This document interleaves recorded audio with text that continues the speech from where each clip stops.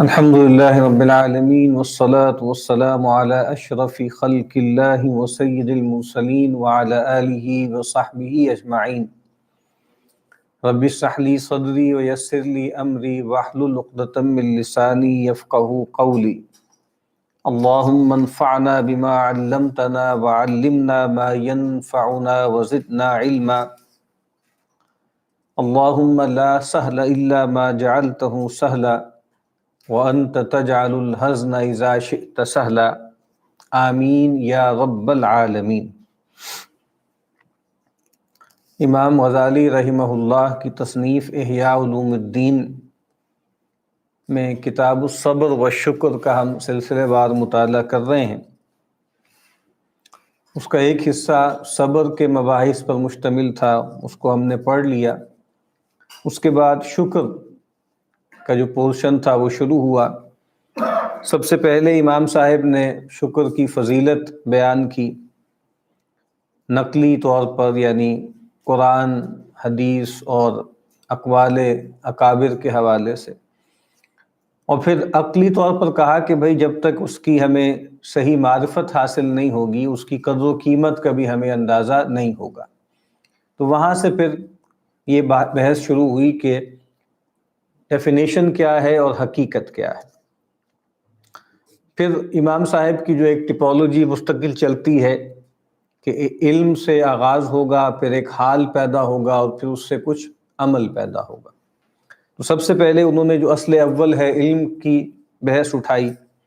اس میں فرمایا کہ اس کے بھی 3 اجزاء ہیں۔ ایک تو یہ کہ جو نعمت حاصل ہے اس کی معرفت ہو، دوسری بات یہ کہ اس کے حق میں وہ چیز نعمت کیسے ہے اس کی معرفت ہو، اور پھر جو منعم ہے اس کی معرفت ہو۔ اور اس کے حوالے سے امام صاحب نے جو ہے وہ گفتگو فرمائی۔ دوسری چیز کیا ہے کہ وہ جو حال پیدا ہوتا ہے اس معرفت سے، اس کے حوالے سے امام نے بتایا کہ اس کو سمجھانے کے لیے امام نے ایک تمثیل کا سہارا لیا کہ جیسے ایک بادشاہ ہے، اس نے کسی کو ایک گھوڑا دیا۔ اب ایک شخص ہے جو اس گھوڑے کی قدر و قیمت کو جانتا ہے، اس کو اپریشیٹ کرتا ہے، لیکن یہ بات کہ یہ گھوڑا بادشاہ نے دیا ہے اس تک اس کی ریئلائزیشن گویا نہیں ہوتی، اور برابر ہے اس کے لیے کہ وہ گھوڑا اس کو کہیں ایسے ہی مل جائے جنگل میں آوارہ گھومتا ہوا، یا کوئی اور رئیس آدمی اس کو یہ گھوڑا دے دے، اس کے لیے بس گھوڑا اہم ہے، اس کی ایک یوٹیلیٹی ہے، اس کی ایک افادیت ہے۔ دوسرا درجہ یہ ہے کہ وہ یہ سمجھے کہ نہیں، یہ جو گھوڑا ہے یہ بادشاہ نے دیا ہے، تو وہ جو نعمت ہے اس کا احساس بھی ہو، اور جو منعم ہے اس کا ادراک بھی ہو۔ یہ دوسرا درجہ ہے۔ پھر کہتے ہیں امام کہ اس کے بعد ایک تیسرا درجہ ہے، وہ یہ ہے کہ نعمت کا ادراک بھی ہے، منعم کا احساس بھی ہے، اور اب گویا یہ خواہش ہے اور طلب ہے کہ اس نعمت کو استعمال کر کے مجھے اس منعم کے اور قریب ہونا ہے، اس کی حضوری میں جانا ہے، یعنی بادشاہ اگر ہے تو اس کے قرب میں جانا ہے۔ اچھا، یہ جو کتاب ہم پڑھ رہے ہیں یہ پرانی کتابیں، چاہے وہ ابن مسکویہ کی ہوں، ابن حزم کی ہوں، اور اسی طریقے سے جو ہے امام راغب کی ہوں، امام غزالی کی ہوں، امام ابن تیمیہ کی ہوں، حافظ ابن قیم کی ہوں، رحمہم اللہ علیہم اجمعین، ان میں آپ دیکھیں گے جگہ جگہ یہ جو تمثیل آتی ہے، تشبیہ آتی ہے بادشاہ کے حوالے سے۔ اور یہ چونکہ ہماری جو ماڈرن سینسیبلٹی ہے نا وہ بہت بدل چکی ہے، اور اس میں خاص طرح سے آپ سمجھ لیں جو ایرسٹوکریسی ہے یا رائلٹی جس کو بولتے ہیں، رائلنس، اس سے ایک عجیب سی وحشت ہمارے اندر پیدا ہو گئی۔ اور اگرچہ ہم ذرا ابھی مغرب سے دور ہیں اور ابھی بہت پیچھے بھی ہیں اس سے، تو یہ سینسیبلٹی ہمارے عوام میں تو ابھی نہیں ہے، لیکن خواص سو کالڈ جو پڑھے لکھے ہیں اور جو انٹیلیجنشیا کا حصہ ہیں یا جو مغربی علوم پڑھے ہوئے ہیں، ان کے اندر جیسے بہت زیادہ وحشت ہے بادشاہ، ملک، ملوک، اور اگر وہ آدمی جدید آدمی یہ کتاب پڑھے گا تو عجیب اس کو ایک وحشت اور نکارت سی ہوگی کہ یہ کیا بادشاہوں کی باتیں ہو رہی ہیں۔ تو یہ اصل میں ایک خاص طرح کا دجل ہے، ڈیموکریسی کے نام پر جو ایک مصنوعی فلیٹنس پیدا کرنے کی کوشش کی گئی، اور بادل چونکہ وہ لوگ سمجھتے ہیں ان باتوں کو اور ان لوگوں سے متاثر ہوتے ہیں، تو میرا مشورہ ایسے لوگوں کو ہے کہ کبھی وہ نیٹشے کو پڑھیں تو ان کی طبیعت بالکل صاف ہو جائے گی، اور ان کو معلوم ہو جائے گا کہ یہ جو ایک تصور ہے فلیٹنس کا، اس نے کتنا اتھلا پن اور کتنا گھٹیا پن ان کے اندر پیدا کر دیا ہے۔ تو جو بڑے ہوتے ہیں نا، بڑے چاہے وہ باپ ہے، چاہے بزرگ ہیں آپ کے، چاہے وہ عالم دین ہیں، چاہے وہ کوئی روحانی پیشوا ہیں، چاہے وہ حاکم ہے، اس کے اندر اس کا ایک گرینجر ہوتا ہے، اس کا ایک مرتبہ ہوتا ہے، اور عام طور پر ہلکے لوگ نہیں ہوتے یعنی یہ ہماری غلط فہمی ہے کہ ہم اصل میں کیا کرتے ہیں کہ ایک خاص طرح سے اس کو ریڈ ہیرنگ کہتے ہیں یا اسٹرا مین آرگومنٹ اس کو بولتے ہیں، کہ بالکل کوئی سب سے زیادہ جو لوسٹ ڈینومینیٹر ہم اٹھا لیتے ہیں اور کسی ایسے بادشاہ سلامت کے بارے میں، اور پھر ان کی جو ہے قصے کہانیاں ہم بیان کرتے رہتے ہیں۔ اس طرح کی مثالیں تو آج کل کے سو کالڈ نام نہاد جمہوری عہد میں بھی کم نہیں ہیں، اس طرح کے تماشے کرنے والے لوگ آج بھی بہت ہیں۔ تو بہرحال میں بس یہ عرض کر رہا تھا، ایک توجہ دلا رہا تھا کہ یہ بجائے خود ایک پرابلم ہے کہ ہمارے اندر جو رائل نیس ہے یا ارسٹوکریسی ہے یا ایک خاص طرح کا ایلیٹزم ہمیشہ سے رہا ہے، اب ایلیٹزم کو بجائے خود ایک گالی بنا دینا، اس کو ایک سٹگما بنا دینا، یہ بھی پرابلمیٹک بات ہے۔ بہرحال یہ تو ایک ضمنی بات تھی جو میرے ذہن میں آئی۔ تو پہلی اصل کیا ہے نعمت کے اعتبار سے؟ علم۔ اس کے بعد کیا ہے؟ اس سے ایک حال پیدا ہو، اور پھر اس کے بعد کیا ہے کہ تیسری اصل کیا ہے کہ جو انسان کے اندر عمل پیدا ہو، اور وہ کیا ہے کہ جو معرفت منعم ہے اور اس سے جو فرحت پیدا ہوئی، جو حال پیدا ہوا، اس کے بعد کوئی عمل وجود میں آئے گا۔ اور کہتے ہیں کہ عمل پھر تین طرح سے ہوتا ہے،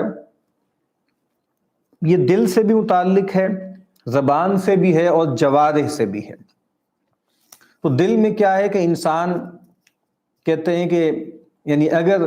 کسی سے خیر ملی ہے تو انسان دل میں اس کے لیے شکر گزاری کے احساس پیدا ہو، پھر زبان سے آدمی اس کا اظہار کرے، اور اگر اللہ تعالیٰ کے حوالے سے بات ہو رہی ہے تو گویا دل میں شکر کا ایک چشمہ پھوٹے، زبان سے جو آپ کہیں صیغے ہیں تحمید کے وہ انسان بولتا رہے، اور پھر تیسرا کیا ہے کہ وہ جو نعمتیں ہیں اللہ کی ان کو استعمال کرے اللہ کی اطاعت میں،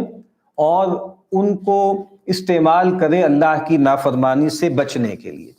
اور پھر آگے وہ کہتے ہیں کہ بھئی انسان پر جب کوئی حالت وارد ہوتی ہے تو اس میں تین طرح کے رسپانسز آ سکتے ہیں، اور ایک کیا ہے کہ جیسے وہ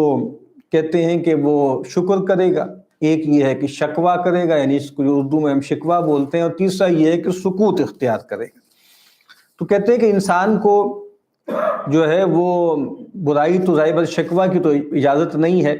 اور اسی طریقے سے سکوت بھی مناسب نہیں ہے۔ پھر امام نے یہ بحث اٹھائی تھی کہ دیکھیں اگر آپ کو اپنی پریشانی کا اظہار کرنا ہے، شکوہ نیگیٹو معنوں میں نہیں، شکوہ ان معنوں میں کہ آپ اپنے درد کرب اور پریشانی کا اظہار کریں، تو امام کہتے ہیں کہ پھر یہ بات بہت بری بات ہے کہ اللہ تعالیٰ کی شکایت اللہ کی مخلوق سے کی جائے، یہ ٹھیک نہیں، بلکہ ہونا یہ چاہیے کہ اللہ تعالیٰ کے اللہ کے بندوں کی طرف سے عام طور پہ تکلیفیں پہنچتی ہیں تو اس کا اظہار اپنی بے بسی کا، اپنے عجز کا، اپنے مالک کے سامنے رکھا جائے۔ اور پھر وہ کہتے ہیں کہ یہ یعنی اپنے جیسے کسی بندے کے سامنے انسان اپنی ذلت کا، اپنی پستی کا، اپنی کمزوری کا جو اظہار کرتا ہے، یہ بہت بڑی قباحت ہے، بہت بڑی جو ہے وہ ذلت ہے اور خرابی ہے۔ آگے امام صاحب جو ہیں وہ آیت لے کر آئے ہیں سورہ عنکبوت کی آیت نمبر 17، اعوذ باللہ من الشیطان الرجیم، بسم اللہ الرحمن الرحیم، ان الذین تعبدون من دون اللہ لا یملکون لکم رزقا، بے شک وہ لوگ، وہ ہستیاں جن کو تم اللہ کے سوا پوچھتے ہو، وہ تمہارے لیے کسی رزق کی قدرت نہیں رکھتے۔ فابتغوا عند اللہ الرزق، تو اللہ تعالیٰ سے ہی رزق جو ہے وہ طلب کرو، واعبدوہ، اور اسی کی بندگی کرو، واشکروا لہ، اور اسی کا شکر بجا لاؤ۔ تو مطلب یہ ہے کہ جب تم انسانوں کے سامنے اپنی پریشانی اب انسان چاہے وہ نارمل انسان ہو چاہے وہ بت ہو، یعنی انسان کا کیا مطلب ہے، مخلوق ہے نا وہ بھی،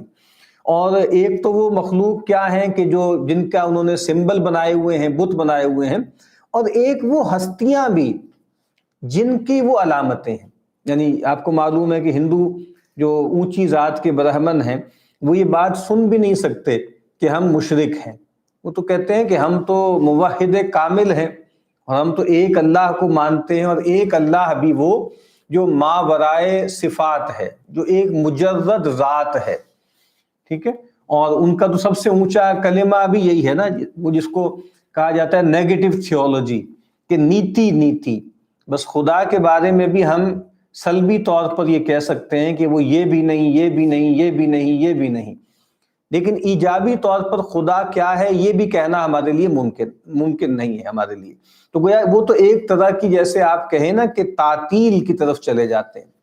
بالکل ایک ایبسٹریکشن کی طرف چلے جاتے ہیں۔ تو وہ یہ کہتے ہیں کہ یہ تو ہم دھیان گیان کے لیے بس رکھتے ہیں اپنے سامنے۔ تو لیکن جس طرح جو مشرکین مکہ تھے وہ فرشتوں کو پوچھتے تھے نا، تو وہ تو سمبولیکلی ان کی بنائی ہوئی تھی نا انہوں نے۔ یا قرآن مجید نے جو پہلا سماج بڑا تھا جہاں پہ شرک پیدا ہوا، وہ سیدنا نوح علیہ السلام کا آس پاس کا زمانہ تھا۔ تو وہاں جو الفاظ آتے ہیں کہ ودن ولا سواعا ولا یغوث ویعوق ونسرا،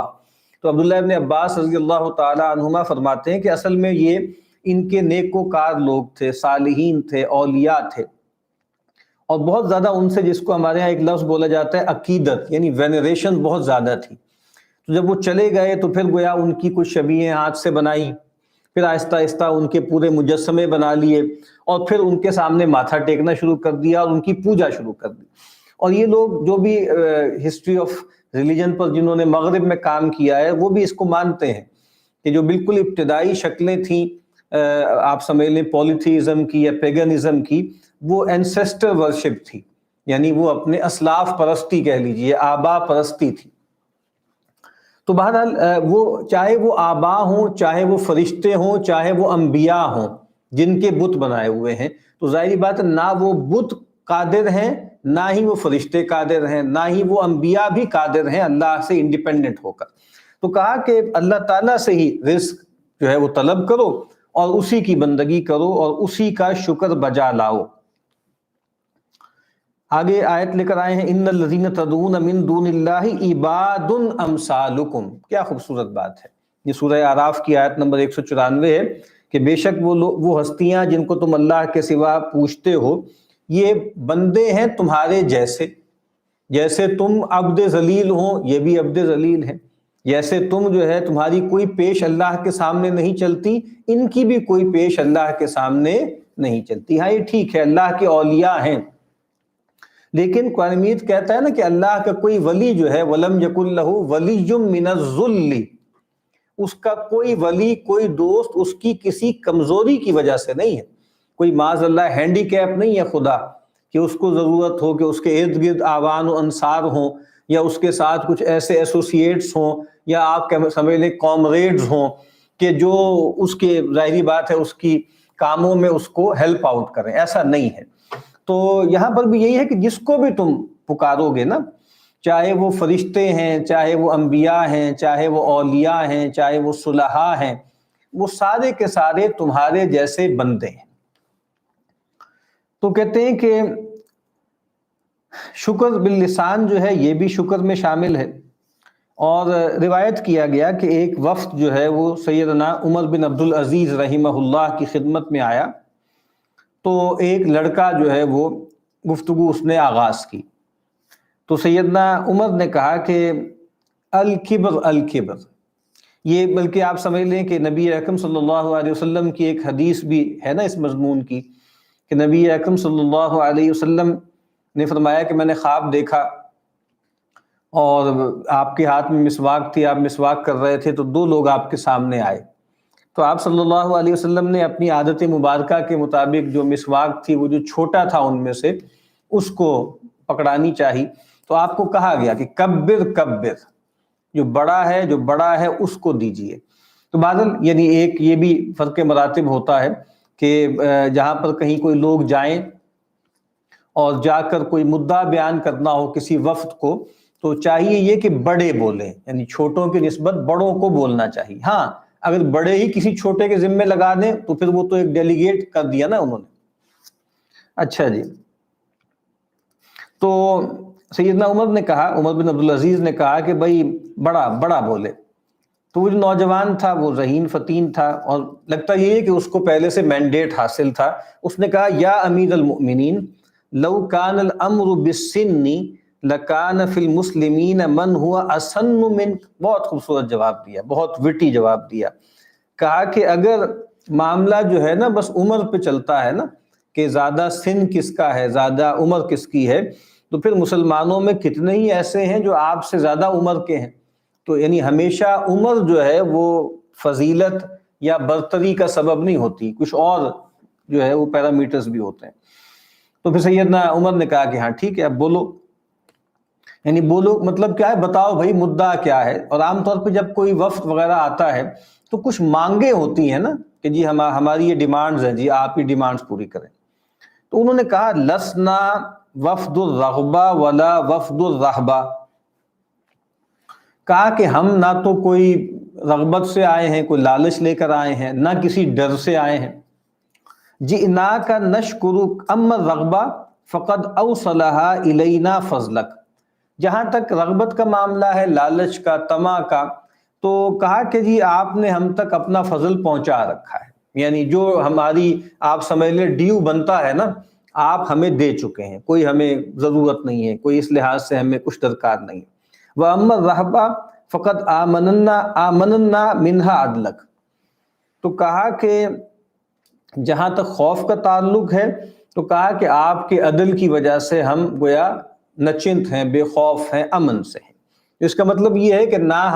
ہماری کوئی آپ سے طلب ہے اس وقت، نہ کوئی ڈر ہے جس سے بچنے کے لیے، یا کوئی کسی خوف کی وجہ سے آپ کے پاس آئے ہیں پناہ لینے کے لیے۔ تو وَإِنَّمَا نَحْنُ وفد الشکر، ہم جو آئے ہیں یہ تو شکر گزاری کا وفد ہے۔ جئناک نشکرک باللسان، کہا کہ بس ہم آئے ہیں زبان سے آپ کا شکر ادا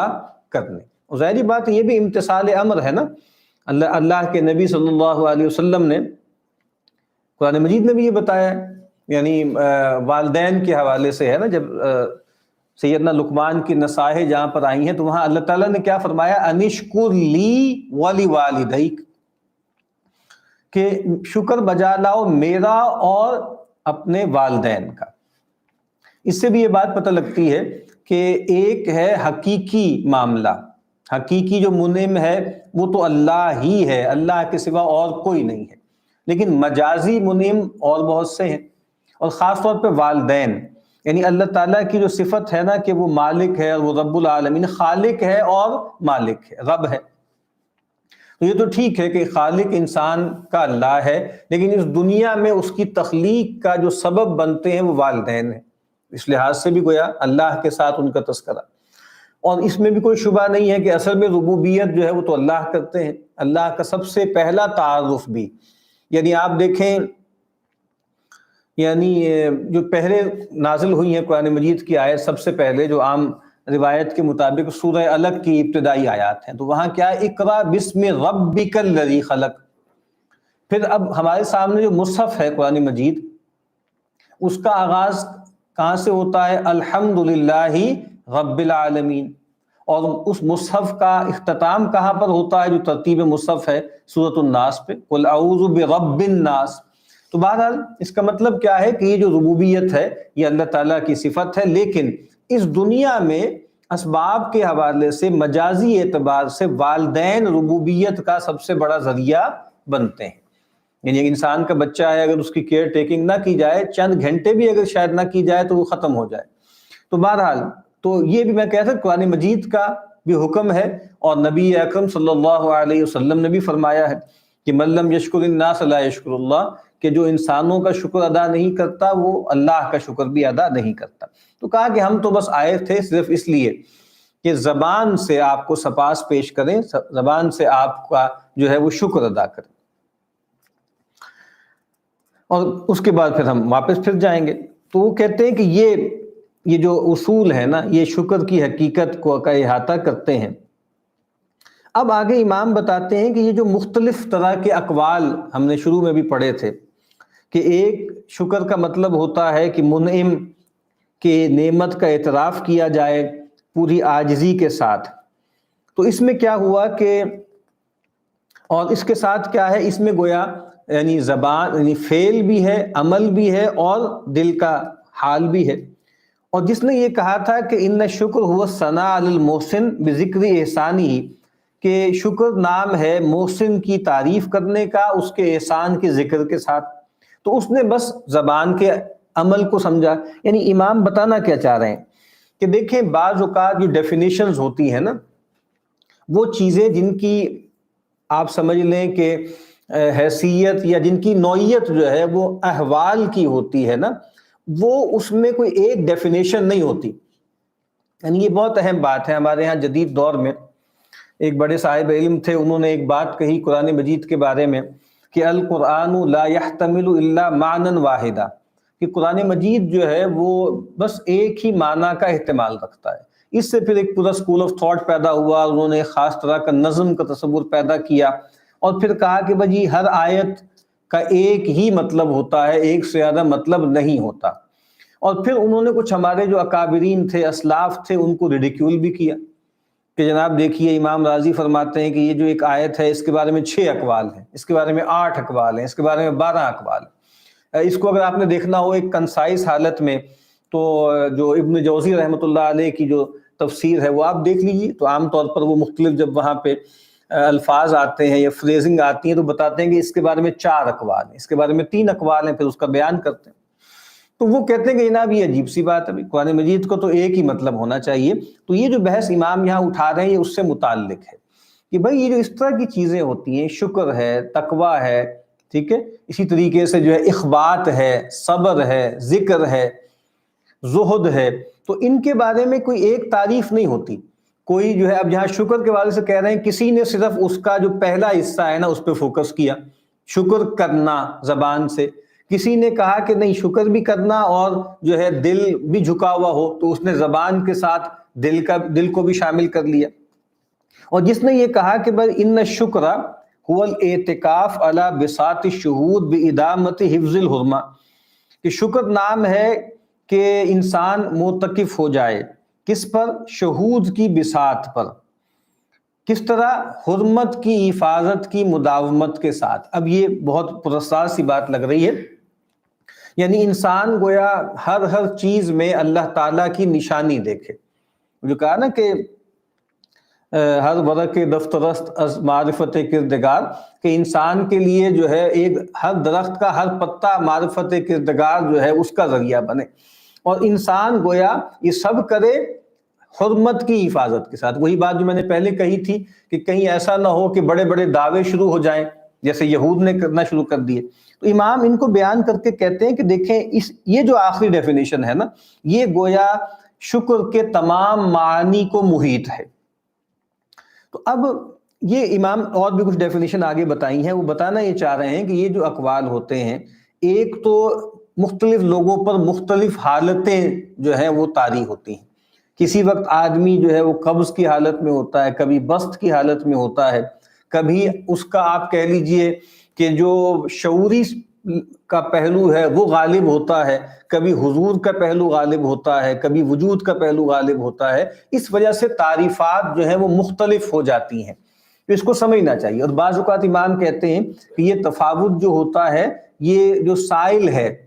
یعنی جس نے سوال کیا ہے اس کی رعایت سے بھی ہوتا ہے، اور یہ بجائے خود نبی کریم صلی اللہ علیہ وسلم کی سنت ہے۔ آپ سے ایک ہی سوال کیا جاتا ہے اور آپ اس کے متعدد جواب دیتے ہیں، تو اس میں بھی ظاہری بات ہے بہت سے پہلو ہیں۔ ایک پہلو یہ بھی ہے کہ رعایت، جو مراعات المخاطبین جس کو کہا جاتا ہے کہ جو مخاطب ہیں ان کی رعایت کی جاتی ہے۔ تو بہرحال یہ جو لٹریچر ہے نا، یعنی یہ بھی ہم کتاب پڑھ رہے ہیں، یہ وہ ژانرا ہے جو بدقسمتی یہ ہے کہ اب ہمارے ہاں علم کا حصہ نہیں ہے۔ یعنی یہ جو ڈیفینیشن کا سا انداز ہے نا، تو اگر آپ جو ہے وہ امام حارث المحاسبی کی کتابیں پڑھیں،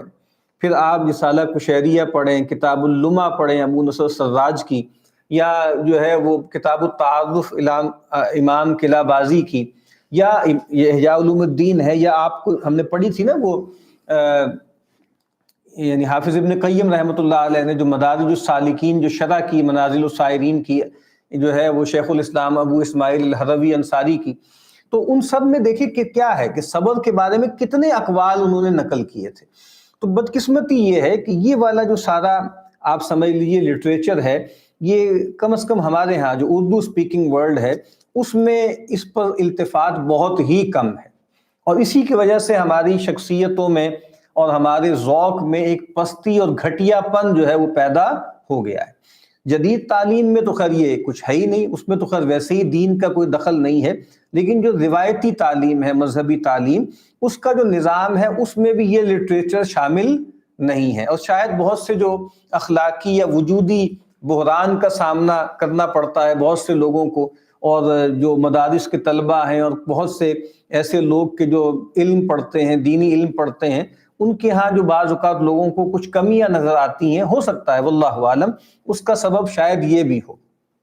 کہ اس طرح کے جو لٹریچر ہے وہ بہرحال اس کے اب خریدار نہیں ہیں، نہ اس کو پڑھنے والے پڑھانے والے ایسے لوگ ہیں، نہ اس کو پڑھنے کا شوق ہے۔ تو بہرحال اسی وجہ سے ہم بھی جو یہاں پر کام کر رہے ہیں تو ہمیں اس کا اندازہ ہے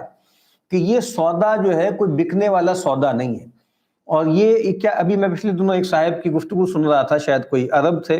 میرے خیال شامی عالم تھے یا عراقی تھے، انہوں نے بڑی اچھی بات کی، انہوں نے ایک فرق بیان کیا دعوت میں اور تعلیم میں۔ انہوں نے کہا کہ جی دعوت تو عام ہوتی ہے، وہ سب کو دی جاتی ہے اور ہر ایک کو دی جانی ضروری ہے اس کی سطح کے مطابق۔ تعلیم بہرحال عام چیز نہیں ہوتی، تعلیم میں اہلیت کو دیکھا جاتا ہے، کون لوگ ہیں جو اس کے اہل ہیں، اور تعلیم گویا سب کو دی بھی نہیں جاتی، اور یہ بات ویسے بھی بہت اہم ہے، اور یہ کبھی بھی نہیں رہا کہ سب لوگ کوئی بہت پڑھے لکھے لوگ بنے۔ بنیادی طور پر بھی جو ہمارا آپ سمجھ لیں پری کولونیل ایرا تھا تو مکتب کی تعلیم ہوتی تھی روایتی طور پر، اور کچھ لوگ عالم بنتے تھے، باقی تو ایک بنیادی ضروری علم انہوں نے حاصل کر لیا، خواندگی سیکھ لی، اور اس کے بعد کوئی تجارت کر رہا ہے، کوئی زراعت کر رہا ہے، کوئی کسی ہنر میں لگا ہوا ہے، یہی ہوتا تھا۔ تو بہرحال اب یہ جو ایک کمپلسری ایجوکیشن ایک خاص طرح سے اس کا ڈھونگ ہے، اور اس میں بھی آتا جاتا کسی کو کچھ بھی نہیں ہے، وہ بلا وجہ کا ایک جبر ہے، اور صاف لگتا ہے کہ یہ لوگ ان معنوں میں فارمل ایجوکیشن کے نہ قابل ہیں نہ اہل ہیں، اور یہ نقصان کر رہے ہیں، بلا وجہ میں اپنا وقت ضائع کر رہے ہیں۔ بنیادی چیزیں سیکھ لیں، خواندگی سیکھ لیں، پڑھنا لکھنا سیکھ لیں، قرآن پڑھنا سیکھ لیں، بنیادی علم ان کو بتا دیا جائے، اور اس کے بعد پھر وہ کسی کام سے لگیں اور اس کام کے ذریعے اپنی زندگی کے جو معاش کے معاملات ہیں وہ دیکھیں۔ تو بہرحال یہاں پر امام صاحب نے یہ بحث اٹھائی ہے کہ یہ جو ساری جو مختلف ہم سمجھ لیں ڈیفینیشنز ہوتی ہیں، اس میں یہ پہلو ہیں جو سامنے رہنے چاہیے۔ اب جیسا میں نے عرض کیا تھا کہ اس کے بعد جو شکر کا جو باب ہے وہ ذرا تفصیلی ہے، اور ہمارے پاس فی الحال وقت جو ہے وہ تنگ ہے، تو اب ہم یہ جو کتاب ہے کتاب الصبر والشکر، اس کا جو تیسرا رکن ہے الرکن الثالث، الرکن الاول یا الشطر الاول کیا ہے، وہ صبر سے متعلق تھا۔ الرکن الثانی کیا تھا، شکر سے متعلق، اس کا ہم نے بس ابتدائی حصہ دیکھا ہے، یعنی شکر کی فضیلت اور پھر شکر کی تعریف اور اس کی حقیقت۔ اب ہم آتے ہیں الرکن الثالث کی طرف،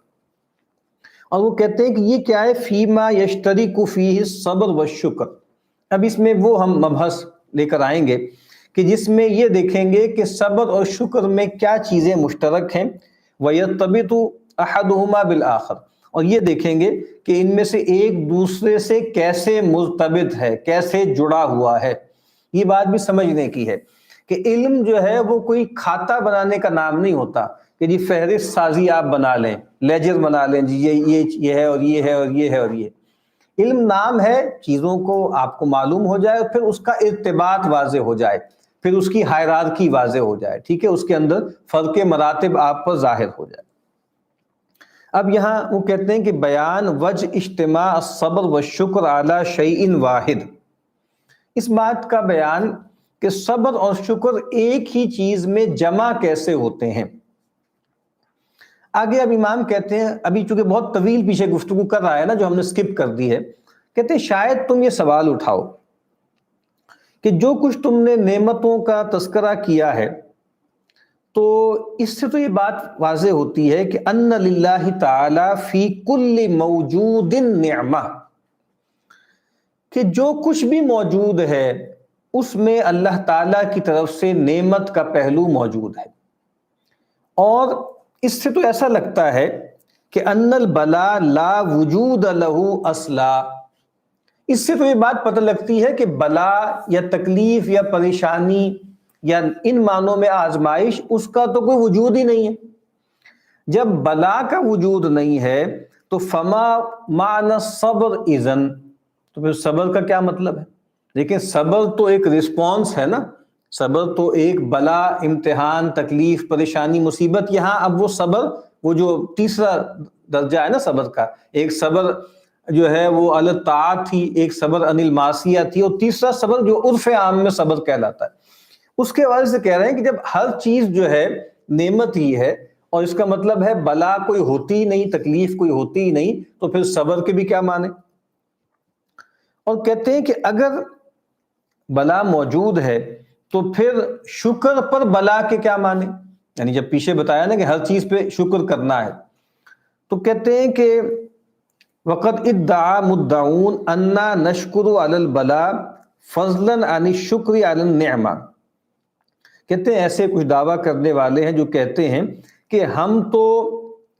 جو ہے نعمت پر فضل تو خیر بہت آگے کی بات ہے، وہ تو ہم کرتے ہی کرتے ہیں، یعنی وہ گویا سمجھ لیں ایک لحاظ سے کمتر بات ہے، ہم تو بلا پر یعنی تکلیف اور پریشانی پر بھی شکر کرتے ہیں۔ تو کہتے ہیں یہ بھی ایک سوال پیدا ہوتا ہے کہ بلا پر شکر کا کیسے تصور کیا جا سکتا ہے، کہ کیسے اس کو ہم کنسیو کریں۔ اور کہتے ہیں کہ یہ بات کہ وہ چیز جس پہ صبر کیا جاتا ہے اس پر شکر کیسے کیا جائے، کیونکہ صبر علی البلا کا مطلب کیا ہے کہ کوئی الم ہے نا، صبر کا مطلب یہ ہے کوئی الم ہے، کوئی تکلیف ہے، اور اس پر آپ صبر کر رہے ہیں۔ اور شکر کا جو مقصد ہے، شکر کیا چاہتا ہے؟ فرحت، یعنی صبر کرتے ہیں الم پر، شکر کرتے ہیں فرحت پر، اور یہ دونوں تو متضاد ہیں، تو یہ دونوں جمع کیسے ہو سکتے ہیں؟ اور کہتے ہیں کہ اس بات کا کیا مطلب ہے کہ جو تم نے کہا نا کہ اللہ تعالیٰ کے ہاں، اللہ تعالیٰ نے اپنے بندوں کے ہاں جو کچھ بھی پایا جاتا ہے اس میں نعمت رکھی ہے۔ اب وہ امام اس کا جواب دیتے ہیں،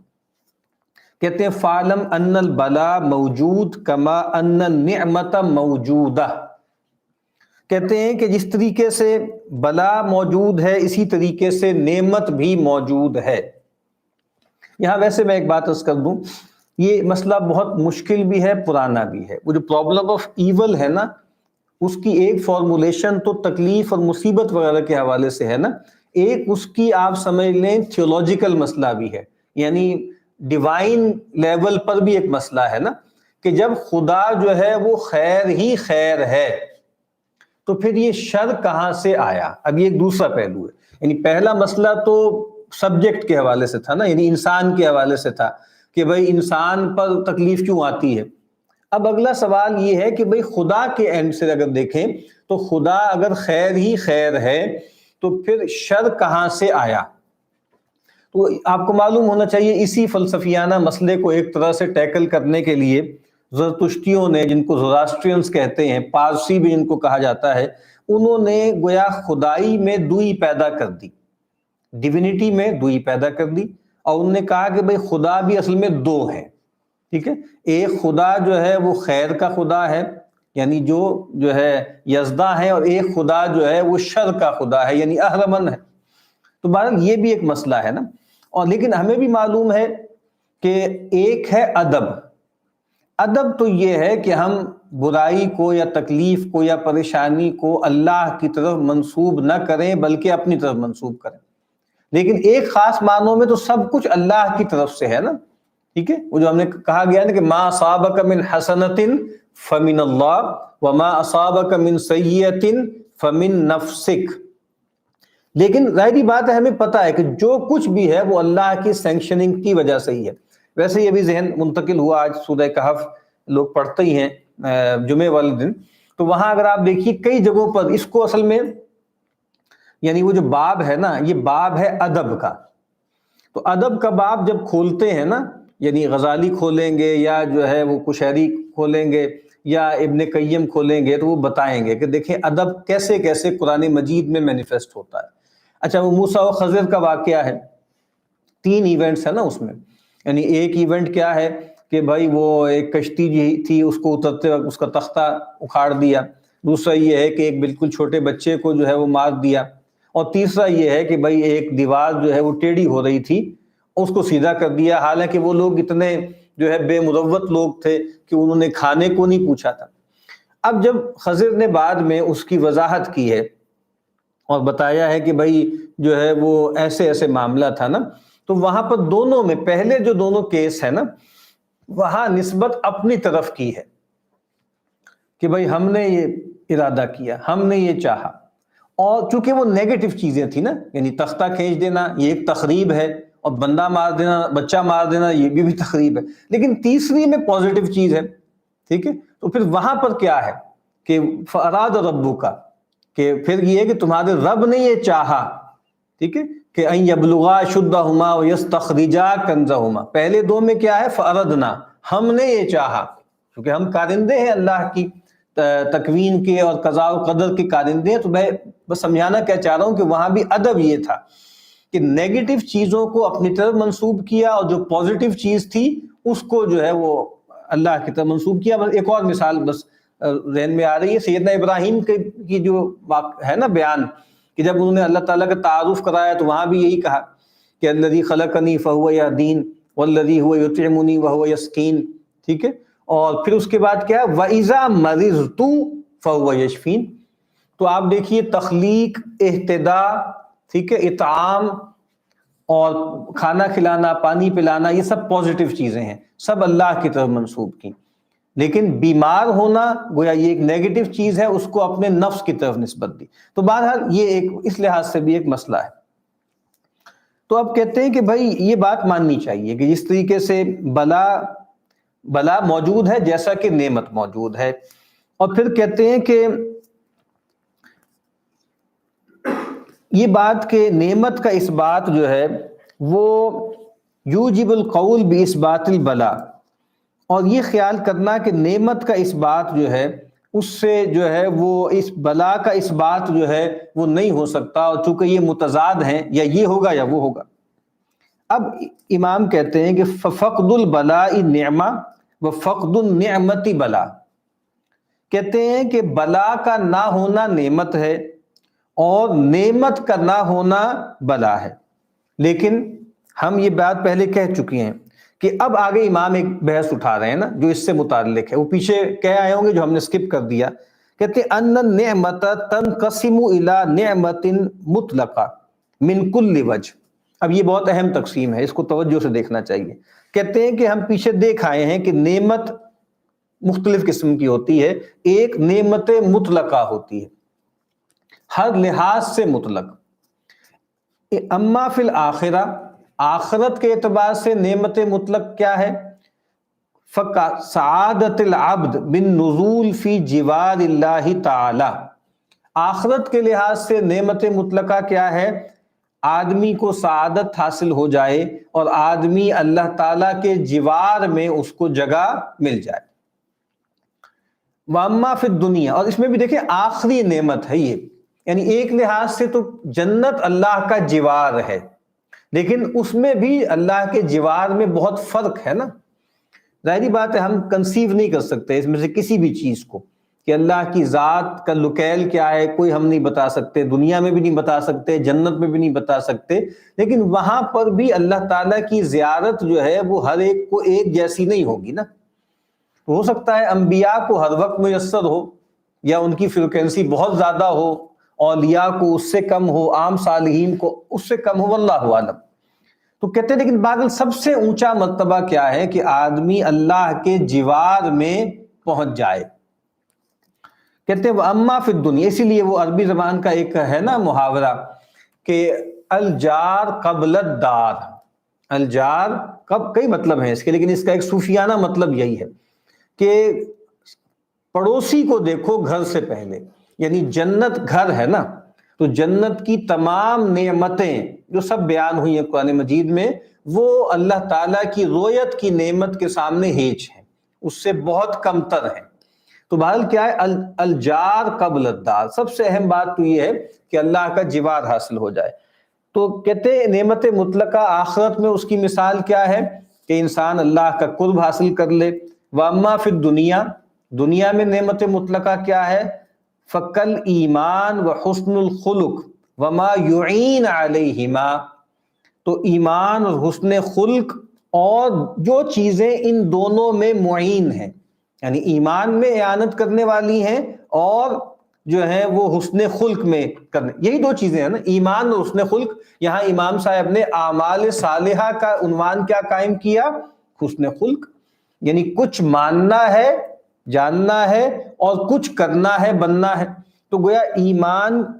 اور عمل صالح میں اصل میں عمل اور حال دونوں کو جمع کر کے امام نے کیا کہا؟ حسن الخلق۔ اسی لیے آپ دیکھتے ہیں نا کہ اللہ کے نبی صلی اللہ علیہ وسلم نے فرمایا نا کہ سب سے بڑی نعمت جو ہے وہ ایک ایسی صالح عورت ہے، یعنی ایسی صالح بیوی ہے جو آخرت میں اس کی مدد کرے، یعنی جنت کے حصول میں، دینداری کے حصول میں اس کی مدد کرے۔ اور میرے ذہن میں آگئی بات کہ وہ قرآن مجید کی آیت ہے نا کہ ربنا آتنا فی الدنیا حسنہ وفی الآخرۃ حسنہ، تو وہاں حسن بصری نے بھی اور بھی کئی اکابرین نے فرمایا کہ فی الدنیا حسنہ کا مطلب کیا ہے، یعنی فی الآخرۃ حسنہ، تو یہی بات جنت، اللہ کا قرب۔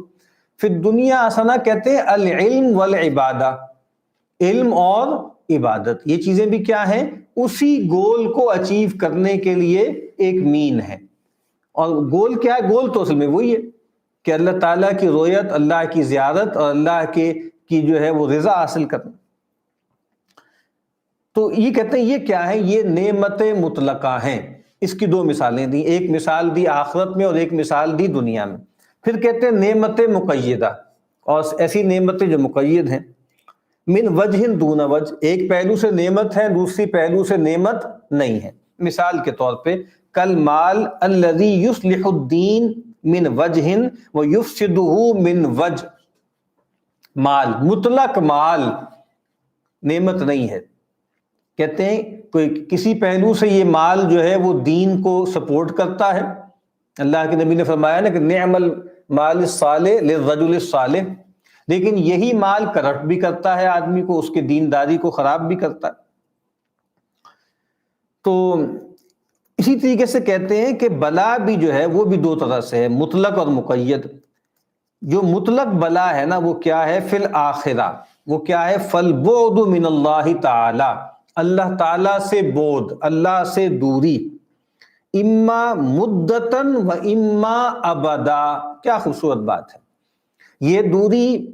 فار دا ٹائم بینگ بھی ہو سکتی ہے اور ایٹرنل بھی ہو سکتی ہے۔ یہ فرق کیا ہے؟ جو ایمان والا ہے اور جس نے شرک جلی نہیں کیا، تو اگر اس نے بہت بڑی کوتاہیاں اور سرکشیاں بھی کی ہیں نا، تو ایک لمبے عرصے تک دوری رہے گی اللہ سے، اللہ کی رضا سے، اللہ کی جنت سے۔ لیکن اگر ایمان ہی نہیں ہے اور شرک جلی کیا ہے تو پھر یہ بعد اور دوری ایٹرنل ہے، ہمیشہ کے لیے۔ کہتے ہیں یہ تو آخرت میں ہو گئی نا مطلق بلا۔ دنیا میں مطلق بلا کیا ہے؟ فالکفر والمعصیہ وسوء الخلق، وہ کیا ہے؟ کفر، نافرمانی اور بد اخلاقی۔ وہی التی تفضی الی البلاء المطلق، کیوں؟ یہ تینوں چیزیں اس بلائے مطلق تک پہنچانے والی ہیں۔ بلائے مطلق کیا ہے؟ اللہ سے دوری۔ اب آپ دیکھ لیجئے نا، نعمت مطلق کیا ہے؟ اللہ کا قرب، اور اس کی طرف لے جانے والی چیز کیا ہے؟ ایمان، عمل صالح، حسن اخلاق، تو وہ بھی نعمت ہو گئی، ٹھیک ہے۔ اسی طریقے سے بلائے مطلق کیا ہے؟ اللہ سے دوری، اللہ کا فراق، اور دنیا میں اس کی مینیفیسٹیشن کیا ہوگی؟ کفر، معصیت اور بد اخلاقی۔ اب کہتے ہیں کہ پھر بلائے مقید کیا ہے؟ کل فقر والمرض والخوف وسائر انواع البلاء التي لا تكون بلاء في الدنيا بل في الدين بل في الدنيا۔ کہتے ہیں کہ بلائے مقید کیا ہے؟ جیسے فقر ہے، تنگ دستی، بیماری، خوف اور اس طرح کی تمام بلائیں کہ جو دنیا میں تو بلا ہے لیکن آخرت میں بلا نہیں ہے۔ یعنی مراد کیا ہے کہ یہ مقید ان معنوں میں ہے کہ اگر یہ چیزیں انسان کے دین میں مؤثر ہو جائیں، اس کے ایمان کو زائل کر دیں، تو پھر یہ بلائے مطلق بن جائیں گی، ورنہ ظاہری بات ہے اپنی ذات میں یہ اوپن ہے۔ یہ کچھ لوگوں کو اللہ سے قریب بھی تو کر دیتی ہے نا، یعنی تکلیف آئی دنیا میں لیکن آدمی اللہ سے قریب ہو گیا۔ اسی لیے آگے وہ آئے گی بھی نا بات کہ نبی اکرم صلی اللہ علیہ وسلم یہ دعا کیا کرتے تھے کہ اللہم لا تجعل مصیبتنا فی دیننا، لا تجعل مصیبتی فی دینی، وہ واحد کے صیغے میں آئے گی آگے روایت کہ اے اللہ تو میرے دین کے معاملے میں مجھ پر کوئی مصیبت نہ لا۔ اچھا جی، تو کہتے ہیں کہ فالشکر المطلق للنعمت المطلقہ، تو شکر مطلق کس کے لیے ہوگا؟ نعمت مطلقہ کے لیے۔ وَأَمَّا الْبَلَاءُ الْمُطْلَقُ فِي الدُّنْيَا فَقَدْ لَا يُؤْمَرُ بِالصَّبْرِ عَلَيْهِ لِأَنَّ الْكُفْرَ بَلَاءٌ وَلَا مَعْنَى لِلصَّبْرِ عَلَيْهِ وَكَذَا الْمَعْصِيَةُ، جو بلائے مطلق ہے دنیا میں، کہا اس پر صبر کا حکم نہیں ہے۔ کیوں؟ کفر بھی ایک بلا ہے، اور کفر پر صبر کا کوئی مطلب نہیں ہے۔ اسی طریقے سے نافرمانی پر صبر نہیں ہے۔ ہم جی راضی ہیں، جی ہم راضی ہیں کہ جی ہم نے اسلام کو چھوڑ دیا، ہم اس پہ راضی ہیں کہ ہم نے کفر اختیار کر لیا، ہم اس پہ راضی ہیں کہ جی ہم نماز نہیں پڑھتے، ہم نے صبر کیا اس پہ، یعنی زکوٰۃ نہ دینے پہ صبر کیا، جہاد نہ کرنے پہ صبر کیا، تو یہ صبر تو مطلوب نہیں ہے نا۔ تو کہا کہ یہ صبر تو ناجائز ہے۔ تو کہتے ہیں بل حق الکافر ان یترک کفرہ وقضا حق العاصی، بلکہ کافر پہ لازم ہے کہ کفر کو چھوڑے، اسی طریقے سے نافرمان پہ لازم ہے کہ وہ جو ہے نافرمانی کو چھوڑے۔ تو کہتے ہیں کہ ہو سکتا ہے کافر کو اس کو پہچان ہی نہ ہو کہ وہ کافر ہے، تو کہتے ہیں وہ ایسے ہی ہے کہ جیسے کسی آدمی کو کوئی بیماری لاحق ہو اور وہ غشی کی وجہ سے، مدہوشی کی وجہ سے اس کا احساس اس کے اندر نہ ہو، تو پھر اس کے لیے کوئی صبر نہیں ہے۔ تو کہتے ہیں کہ والعاصی یعرف انہ عاص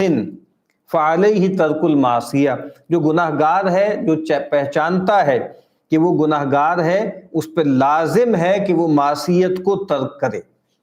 یعنی رضا کا یہ مطلب نہیں ہے، مقام رضا کا یہ مطلب نہیں ہے کہ جی ہم نماز نہ پڑھنے پہ گویا اللہ ہم سے راضی ہے تو ہم بھی اس پہ راضی، معاذ اللہ۔ ولا یرضیٰ لعبادہ الکفر، ٹھیک ہے جی اللہ تعالیٰ نے ہمیں کافروں کے ہاں پیدا کر دیا، اس کا مطلب یہ ہے کہ اللہ ہمیں کافر ہی دیکھنا چاہتے ہیں، تو ہم اللہ کی ڈیوائن سکیم پہ راضی ہیں۔ اگر اللہ تعالیٰ نے ہمارے اندر وسوسے پیدا کر دیے، ایسے سوالات پیدا کر دیے جو کوئی مولوی صاحب پورا اس کا جواب بھی نہیں دے سکے، اور ہم نے اس وجہ سے خدا کو چھوڑ دیا، تو یہ ہے تو ایک عجیب سی بات، پیراڈاکسیکل ہے، لیکن بس ٹھیک ہے، پھر ہم اس کی اس بات پہ راضی ہیں کہ اس نے ایک سوال پیدا کی ہے نا، اور وہ جواب ہمیں مل نہیں سکے تو ہم راضی ہیں جی پھر کفر پہ، ہم نے خدا کو چھوڑ دیا۔ نہیں، یہ اس طرح کی رضا اور اس طرح کا صبر یہ جائز نہیں ہے۔ تو کہتے ہیں کہ جی بل کل بلاء یقدر الانسان علی دفعہ فلا یؤمر بالصبر علیہ، کہتے ہیں ہر وہ بلا جس کو دور کرنے پر انسان قادر ہے، تو کہا اس پر صبر کا حکم نہیں دیا گیا۔ اب دیکھیں امام صاحب، اب جو آج کل بھی ایک مسئلہ درپیش ہے نا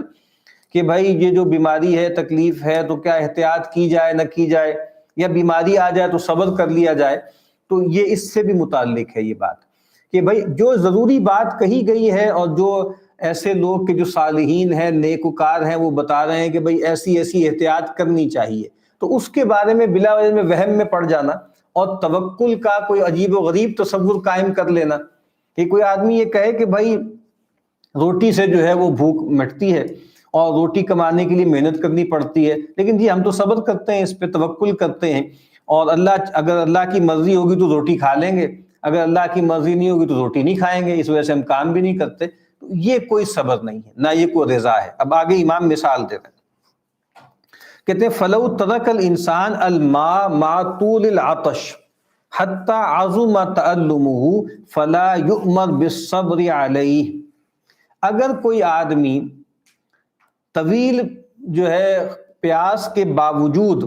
پانی کو چھوڑے رکھے، پانی نہ پیے، یہاں تک کہ اس کا الم، اس کی تکلیف بہت بڑھ جائے، تو کہا ایسی صورت میں اس کو صبر کا حکم نہیں دیا گیا، بل یؤمر بازالۃ الالم، بلکہ اس کو حکم دیا گیا ہے اس الم کے ازالے کا۔ یہ کوئی صبر نہیں ہے کہ آدمی تکلیف پہنچائے اپنے آپ کو، بے ہوش ہو جائے کہ میں نے تو پانی نہیں پیا۔ اسی وجہ سے آپ کو پتا ہوگا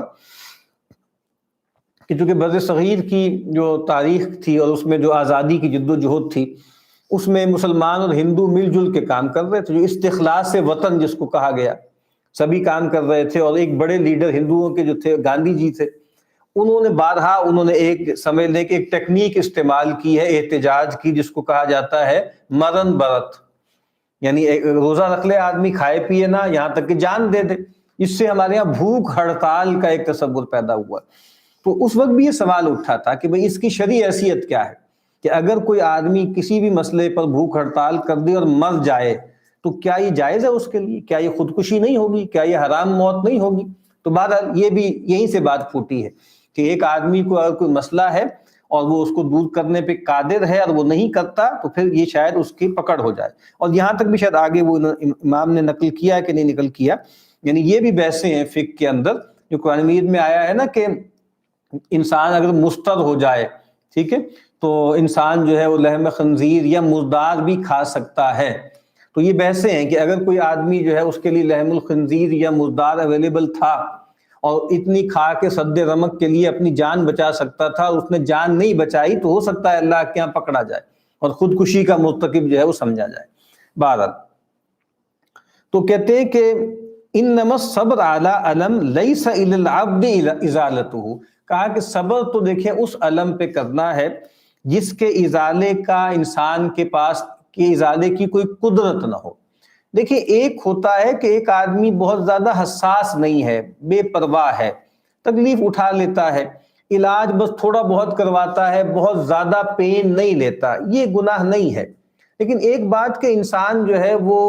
جان دے دے اپنی، ایسی چیزیں موجود ہوں کہ اس سے اس کی جان بچ سکتی ہو، اور ظاہری بات ہے کہ انسان کی جان اللہ تعالیٰ کی طرف سے ہے نا، تو انسان جو ہے گویا اس کو ایسے ہی جانے دے، جبکہ بہت سے لوگ اس پر ڈیپینڈنٹ بھی ہوں بہت سے حوالوں سے، تو یہ چیز خطرناک ہو سکتی ہے۔ لیکن یہ ایک ٹینڈنسی انسانوں میں فرق ہوتی ہے، یعنی کچھ لوگوں کے جو قریبی اعزاء و اقارب ہیں، پکڑا کے ان کو جو ہے کہیں ڈاکٹر کے پاس لے کے جاتے ہیں یا کوئی پروسیجر کرواتے ہیں، وہ مزاج کا معاملہ ہے۔ یہاں بات وہ ہو رہی ہے کہ آدمی ازالے پر قادر ہے، لیکن آدمی اپنی طرف سے جو ہے کوئی خیال کرے کہ بھئی یہ صبر کا مقام ہے۔ امام بتا رہے ہیں کہ یہ صبر کا مقام بہرحال نہیں ہے۔ اور اس میں بھی دیکھیں ایک حدیث ہے میرے ذہن میں آئی کہ ایک خاتون جو تھیں وہ نبی اکرم صلی اللہ علیہ وسلم کے پاس آئیں اور انہوں نے کہا کہ جی مجھ پر مرگی طاری ہو جاتی ہے، اور وہ جب وہ مجھ پہ دورہ پڑتا ہے نا تو میرا جو ہے وہ سطر بھی کھل جاتا ہے، تو دعا کیجئے مجھے صحت مل جائے اور یہ معاملہ بھی میرے ساتھ نہ ہو۔ تو رسول اللہ صلی اللہ علیہ وسلم، اللہ تعالیٰ کی طرف سے آپ کو